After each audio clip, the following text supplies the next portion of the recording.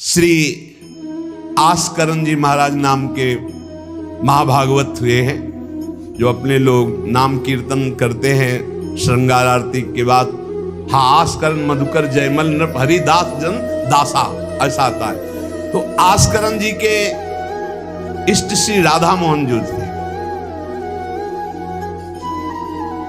इन्होंने विचार किया कि राजकाज में हर क्षण कोई न कोई जब सेवा में बैठते तो राजा, तो आप ये सलाह, ये सेवा, ये सब बंद कर देना चाहिए। जिस समय हम श्री जी की सेवा में है उस समय अन्य कोई वार्ता नहीं, अन्य कोई नहीं, बस उन्हीं के रूप गुण का चर्चा करते हुए। अगर हम सेवा में हैं तो उनका चर्चा का तात्पर्य पद गुनगुनाते, जिस समय की जो हम सेवा करें उस समय के पद गुनगुनाते हुए या उनकी रूप माधुरी में चित्त लगाए हुए सेवा में। इससे बड़ी कोई बात नहीं। यदि सेवा मिल गई श्री जी की तो आप ये समझ लीजिए कि आप श्री जी के पास जाने का पास मिल गया आपको। बड़े बड़े महापुरुषों ने कहा भजन करना, साधना करना, ये सब हो सकता है, लेकिन प्रभु की सेवा में अनुराग, गुरु की सेवा में अनुराग, संत सेवा में अनुराग, समाज सेवा में भगवत भाव से अनुराग, ये बहुत कठिन बात है। ऊर्ध्वबाहु विरोमेश न कश्चित शृणोति में धर्मादर्थश्च कामश्च किम धर्मम न सेव्यते। भगवान श्री कृष्ण द्वैपायन व्यास देव जी कहते हैं, मैं दोनों हाथ उठाकर कहता हूं, मेरी बात सुन लो, मान लो। सेवा से सब प्रकार की संपत्ति प्राप्त हो जाती है, जो चाहिए आपको, लौकिक पारलौकिक। हाथ उठा के कहता हूं, मेरी बात मान लो। भगवान व्यास देव जी कहते हैं जो सेवा धर्म है, भगवत सेवा, समाज सेवा भगवत भाव से की हुई सेवा, शब्द निष्काम होता है, जहां कोई कामना नहीं की जाती और प्रीत्यर्थ, जिसकी सेवा करें उसको सुख पहुंचाने का भाव, तभी सेवा शब्द सार्थक होता है। कोई भी ऐसी कामना नहीं जो सेवा से पूर्ण ना हो जाए। जो सेवा धर्म का आचरण करता है उसके संपूर्ण जीवन में आनंद ही आनंद, सुख ही सुख रहता है। और लोग कहते हैं धर्मात्मा को दुख मिलता है। तुम क्या जानो, तुम बाहरी बात देखकर कहते हो दुख मिलता है। हृदय आनंद में वो डूबता है जो किसी भी वैभव में, किसी भी सुख में, किसी भी अनुकूलता में नहीं होता। अभी आपने सेवा धर्म को स्वीकार नहीं किया। सच्ची कहते हैं, सेवा में जब ये शरीर जाता था तब भी किडनी फेल थी, 20 वर्ष से फेल है। कभी गुरु कृपा से एक दिन का भी चूक नहीं हुई और कभी जानने नहीं दिया कि शरीर में कष्ट है। 7 बजे से लेके कभी कभी 11 बजे तक सेवा का सौभाग्य मिलता, बिल्कुल कभी नहीं जानने दिया। बड़ी से बड़ी सेवा की जो आज्ञा हुई तो वही गुरु बल सब कार्य कराता था। कहीं सेवा में कभी ऐसा में नहीं, जब सेवा के बाद आए तो भले लेट गए, फिर सामर्थ्य नहीं रही भिक्षा भी मांगने की, पर जब सेवा में गए तो एक अपार सामर्थ्य गुरु कृपा से आ जाती थी। सेवा में अद्भुत सामर्थ्य है। समस्त कामनाओं के बीज, वासनाओं का नाश करने की सामर्थ्य भगवत सेवा में है।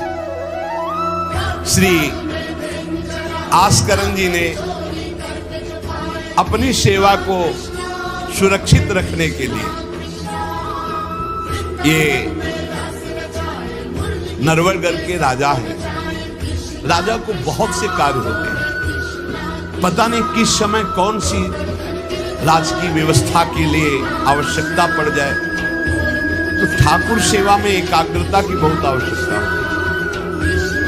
पत्रावली तो सिर्फ पत्रावली पे ध्यान है, इधर उधर नहीं तो पत्रावली बिगड़ जाएगी, वो पत्रावली मानी नहीं जाएगी आपकी। भोग लगा रहे तो सिर्फ एक एक कवल पे ध्यान है आपका, बैठे हैं, प्यारे जू कैसे पा रहे, हित सजनी जू कैसे पवा रहे, प्यारे जू कौन सी पदार्थ की तरफ देख रहे हैं, लाडली जू कौन से पदार्थ की तरफ देख, पूरी भावना में उसे डूब। श्रृंगार तो श्रृंगार कर, स्नान तो स्नान, मतलब सेवा में पूरी तन्मयता आवश्यकता है। अगर तन्मयता नहीं तो फिर बिगड़ जाएगा। तो नरवरपुर ताको राजा नरवर जानो, मोहन जू धरिए सेवा नी के करी है। घड़ी 10 मंदिर में रहे चौकी द्वार, पावत न जान को ऐसी मति हरी है, पर्यो को काम आए अब ही लिवाए ल्याओ, काहे पृथ्वीपति लोग कान में न धरी है, आई फौज भारी सुधि दीजिए हमारी, सुनी बहु बात टारी परी बात कर भरी है। मनुष्यों में श्रेष्ठ आस्करण जी ये नरवरगढ़ के राजा थे। इनके ठाकुर का नाम राधा मोहन जी था। ये प्रेम पूर्वक उनकी सेवा में कोई विघ्न न हो इसलिए 10 घड़ी तक का कठोर आदेश दे दिया था। 24 मिनट की एक घड़ी होती है, तो 10 घड़ी कितने हुई? 4 घंटे तक कोई भी अगर सूचना देने आया तो दंड प्राप्त करे, तो दंड उसको मिलेगा। 4 घंटे तक सूचना भी नहीं देनी है। जिस समय वो राधा मोहन जी की सेवा में गए तो द्वारपाल खड़े हो जाते थे, कोई भी अंदर प्रवेश नहीं करेगा। किसी भी तरह की कोई विपत्ति आ जाए, आग लग जाए, फिर भी सूचना नहीं देनी है। 4 घंटे सेवा में ये शिक्षा लेनी चाहिए। अपनी जब ठाकुर सेवा करें, हम कहते तभी करो, सब निपटा लो पहले फिर ठाकुर सेवा करो। ऐसा नहीं है कि जल्दी जल्दी तुम्हारा चित्त कहीं लगा हुआ है। अगर घर गृहस्थी में हो तो हम कई बार एकांतिक में बोल चुके हैं, पहले अपने पति पुत्र की तैयारी कर दो, उनको ऑफिस जाना है, उनको विद्यालय जाना है, सबकी तैयारी कर दो, जय जयकार करके उनको पवाओ। फिर इसके बाद अपने ठाकुर को स्नान कराओ, ठाकुर को भोग लगाओ, निश्चिंत हो करके। चित्त वृत्ति बार बार दौड़ रही है, ठीक बात नहीं। अगर हमें कभी कोई और कार्य हुआ तो हम पहले वो कार्य करते थे, फिर राधा वल्लभ जी के दर्शन जाते थे, क्योंकि हम राधा वल्लभ जी के दर्शन में खड़े वही चिंतन करेंगे, वो उनके पास जाना है तो पहले उनके पास हुआ है, फिर अगर कोई कार्य है तो हम वो निपटा के तब जाएंगे। ऐसी सेवा में अन्य कोई वार्ता नहीं, अन्य कोई चिंतन नहीं, अन्य कोई हमारी क्रिया नहीं, केवल सेवा में तत्पर।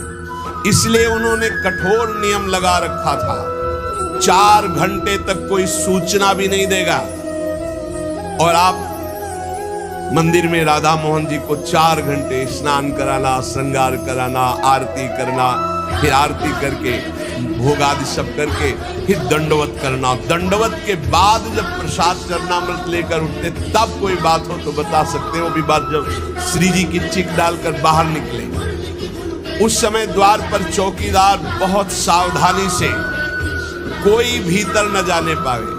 देखो महापुरुषों से हमको शिक्षा मिलती कि हम कैसे ठाकुर सेवा करें। ठाकुर जुगल किशोर हमारे, इनकी सेवा हम कैसे करते हैं। आप 4 घंटे एकाग्रचित होकर केवल सेवा में ही डूबे, बड़ा सुख मिलता है। जब अपने श्री जी सौभाग्य दिए थे सेवा करने का, तो जैसा श्रृंगार करने के बाद जब दर्पण दिखाते थे तो रोना आता था। अपने प्रभु को श्रृंगारित देखकर जो हृदय में सुख मिलता है, रोम रोम आनंदित हो जाते थे। कभी कभी 2-2 बजे दोपहर तक बैठे फिर भिक्षा मांगने जाते थे। श्रृंगार करने के बाद पथ सुनाओ उनको, फिर उनकी रूप माधुरी देखो। भक्तों के नेत्र अलग होते हैं तो प्रभु उनका रसास्वादन भी अलग ही करवाते हैं। एक बार क्या हुआ, आवश्यक कार्य से नरवरगढ़ में दिल्ली के बादशाह का आगमन हो गया। बादशाह जो सैकड़ों राजाओं के ऊपर होता था, और ये नरवरगढ़ के राजा थे। उसने आज्ञा करी, जाओ आस्करण जी को हमारे सामने जल्दी लिवा करके लाओ। और आस्करण जी का नियम था, राधा मोहन जी के मंदिर में गए तो सख्त आदेश, कोई सूचना नहीं पहुंचाएगा। सब आस्करण जी के जो रक्षक थे उन्होंने मना कर दिया, नहीं महाराज, ये आपकी सूचना भी नहीं पहुंच सकती, 4 घंटे आ ही नहीं सकते आस्करण जी। उसको बहुत क्रोध आया, बादशाह हो, मैं आदेश कर रहा हूं, एक छोटे राजा के सेवक हमें जवाब दे रहे। बादशाह ने आज्ञा का उल्लंघन, इससे बड़ा क्रोध हुआ और उसने बड़ी सेना बुलवा ली। और सेनापति को आदेश किया कि जाओ बोल दो, नगर का नाश करवाना चाहते हो या हमारी आज्ञा का पालन करना चाहते हो? तुरंत आस्करण को भेजो, अन्यथा पूरी सेना बलात् नगर को नष्ट कर देगी और जबरदस्ती आस्करण को बंदी बना लिया जाएगा। बादशाह का आदेश। देखो परीक्षा होती। जब ये आदेश हुआ, सेनापति आया, निज दूतों से जो अंगरक्षक द्वारपाल उनसे कहा, सबने कोई उत्तर नहीं दिया। 4 घंटे तक हम अपने राजा को सूचना भी नहीं दे सकते, जो तुम्हें करना हो करो। ये बड़ी बात है। बादशाह का हुक्म, बादशाह के सेनापति का हुक्म, सेवा में विघ्न ना पड़ जाए इसलिए कठोर नियम लिया था, पर सबके हृदय में घबराहट थी कि अब क्या होगा जब बादशाह नाराज हो गया, सेना आ गई, सेनापति आ गए, अब क्या होगा। सेनापति ने बादशाह से कहा कि अब क्या हुक्म है, वहां से मना हो गया है, आपकी आज्ञा का उल्लंघन, हमारी आज्ञा का उल्लंघन, हमारा भय दिखाना सब व्यर्थ चला गया। कही कह पठाई कहो कीजिए लड़ाई, सुनी रुचि उपजाई चली पृथ्वी पति आयो है। पर्यो सोच भारी तब बातों विचारी कही, आप एक जाओ गयो अचरज पायो है। सेवा करी सिद्धि साष्टांग होई के भूमि परे, देखी बड़ी बेर पाओ खड्ग लगायो है। कटी गई एड़ी पे टेढ़ी हूं न भौ करी, करी नित नेम रीति धीरज दिखायो है।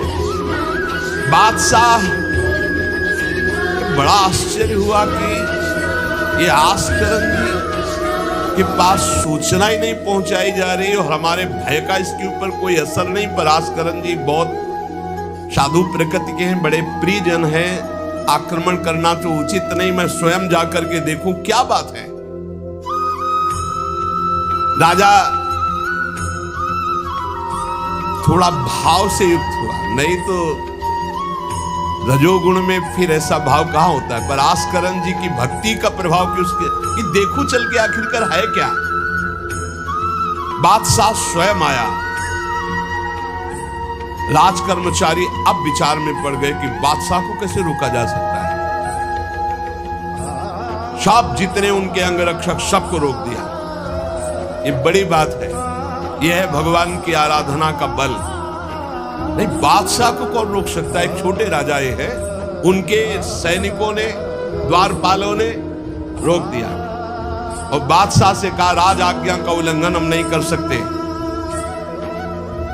नाम सूचना दे सकते हैं और ना किसी और को अंदर जाने दे सकते हैं, किसी और को अंदर नहीं जाने दे तो हम जा सकते हैं? बोले हाँ, आप बादशाह हैं, आप जा सकते हैं, लेकिन आपके साथ कोई नहीं। बादशाह राजी हो गया। देखे आखिरकार अंदर क्या है। वहां जाके देखा तो आस्करण जी की सेवा हो चुकी थी संपूर्ण। अब वो दंडवत कर रहे थे। कई बार हमने प्रार्थना की है उपासकों से 11 दंडवत, 21 दंडवत, 51 दंडवत, 108 दंडवत, जितनी सामर्थ्य हो नियम ले लो, रोज करो। 4 परिक्रमा करो श्री जी की और 11, 21, 51, 108 दंडवत करो। जो स्त्री शरीर के साधक हैं वो पंचांग दंडवत करें। पंचांग किया, खड़े हो गए, हाथ जोड़ा, मंत्र जपा, फिर पंचांग किया, फिर खड़े हो गए। ऐसे ही जो पुरुष शरीर साधक है वो साष्टांग करें। साष्टांग किया, मंत्र जपते हुए, फिर खड़े हो गए, हाथ जोड़ा, फिर मंत्र जप कर प्रणाम किया, फिर साष्टांग, फिर ऐसे। हमें लगता है होती होगी दंडवत करते होंगे, क्योंकि ये नियम तो बहुत पहले से दिया और ये करना ही चाहिए। सच्ची कहते हैं बड़ा सुख मिलता है जो अपने इष्ट के चरणों में साष्टांग लौट कर और उनकी तरफ देखते हुए। बहुत कृपा होती, बहुत कृपा होती। यावत स्वस्थमिदम कलेवरम यावत च दूरे जरा, जब तक ये शरीर स्वस्थ है, बुढ़ापा दूर है, आनंद लूट लो भाई। ये कमाने का समय गंवाने का नहीं है। आस्करन जी अपने ठाकुर की संपूर्ण सेवा करके दंडवत अपनी पूरी कर रहे थे। अब जैसे 108 दंडवत तो समय लगेगा। हमने देखा है पूज्य सदगुरुदेव भगवान को अस्वस्थ शरीर में, अस्वस्थ अवस्था होने पर भी, बुखार है पर दंडवती अपनी पूरी करते हुए, नियमावली पूरी करते हुए देखा।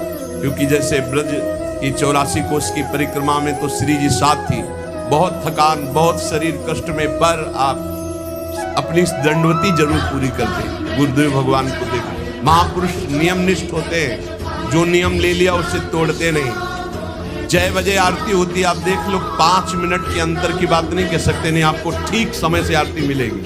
6 बजे वो टहलने के लिए वही उनका समय होगा। महापुरुषों की पहचान होती है, उनकी एक रस दिनचर्या चलती, उनकी दिनचर्या में फर्क नहीं पड़ेगा, शरीर में भले फर्क पड़ा हो, चाहे बुखार हो, चाहे जुकाम हो, चाहे जो भी पीड़ा हो, दिनचर्या में फर्क नहीं पड़ सकता। ये महापुरुषों की पहचान होती है।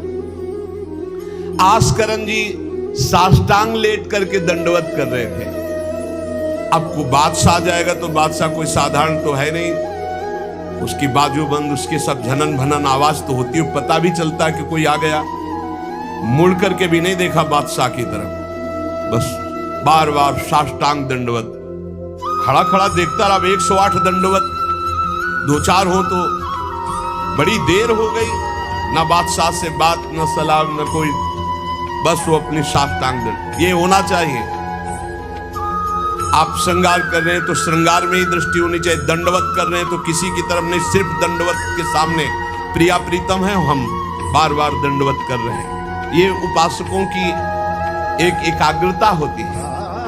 भला सोचो, बादशाह पास खड़ा है तो ऐसे लेटे लेटे भी तो देख सकते थे, बिल्कुल नहीं देखा।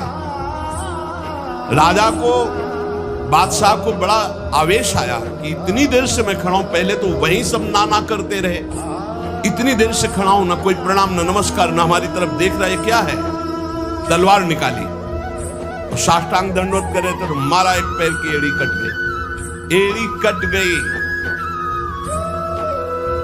खून बह रहा है। साष्टांग दंडवत, फिर खड़े, फिर साष्टांग दंडवत, फिर खड़े, फिर साष्टांग दंडवत, बिल्कुल नहीं देख रहे कि एड़ी कट गई। सोचो जरा, ये भक्त की निष्ठा है उपासना की।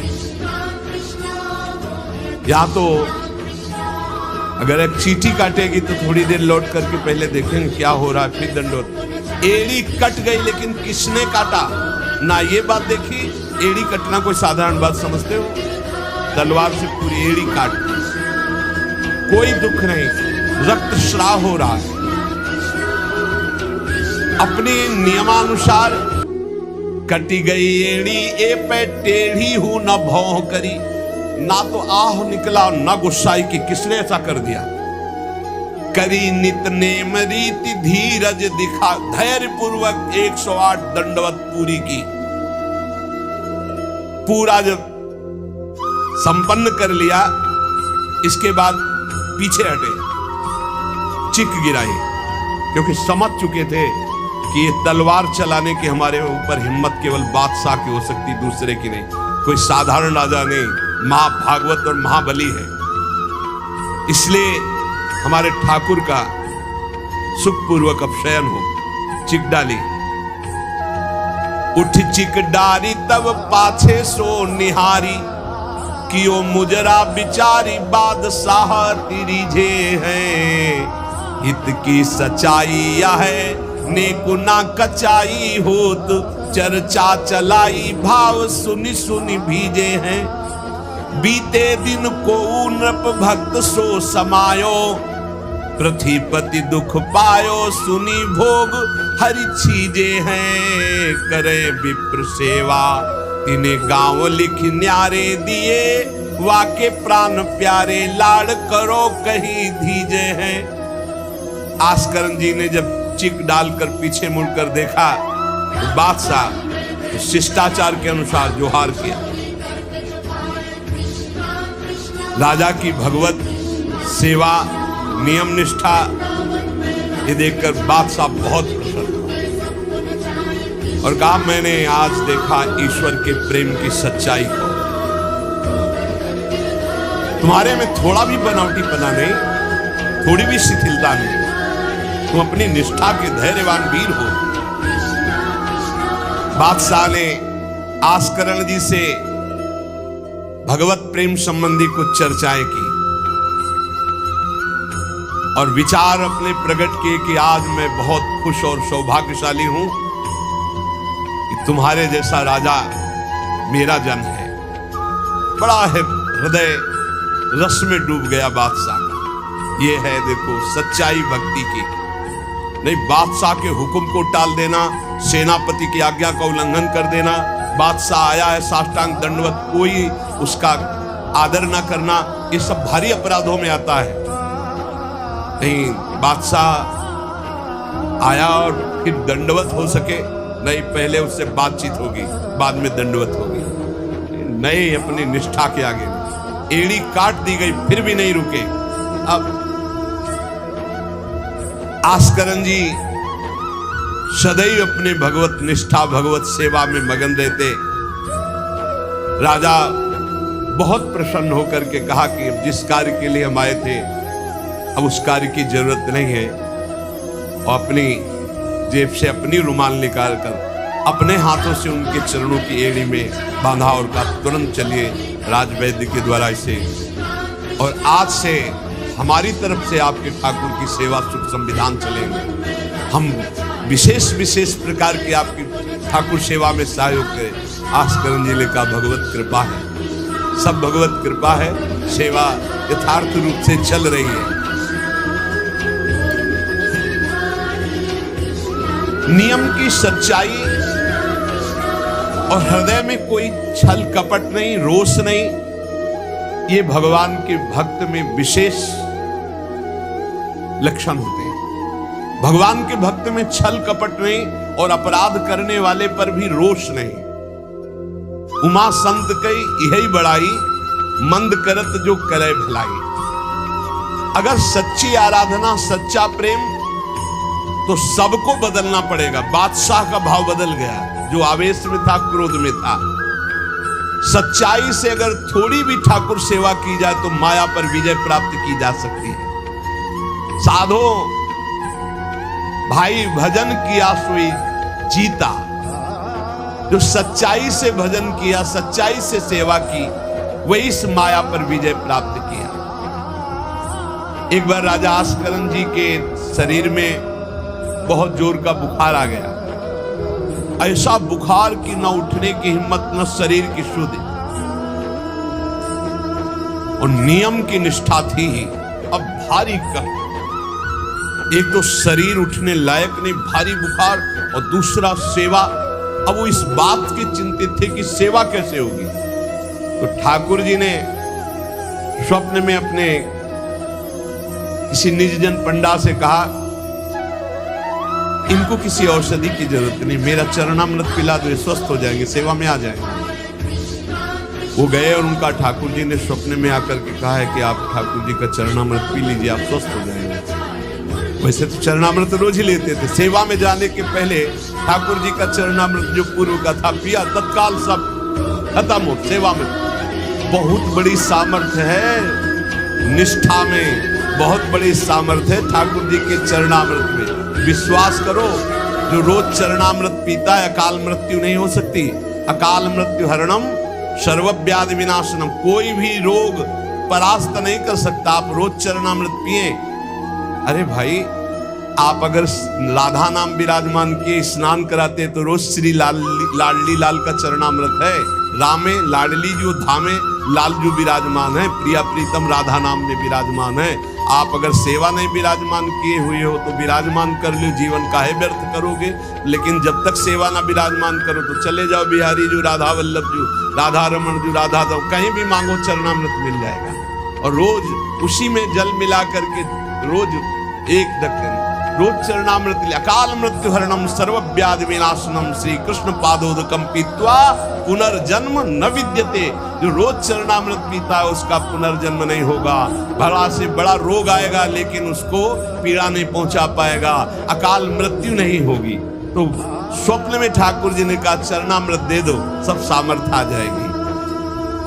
एक बार राजा ने द्वेषवश सेना लेकर, किसी दूसरे राजा ने आपके ऊपर चढ़ाई कर दी, तो आपने व्यर्थ की खून खराबी ना हो, ललकार सुनकर भी आप सेना सहित संग्राम भूमि में ये विचार किया कि युद्ध करने से बहुत लोगों का नाश होता है, इसलिए अपने सब महारथियों को बुलाया और कहा नाम कीर्तन करो। जहां युद्ध के लिए ललकार हो रही वहां नाम कीर्तन शुरू कर दिया।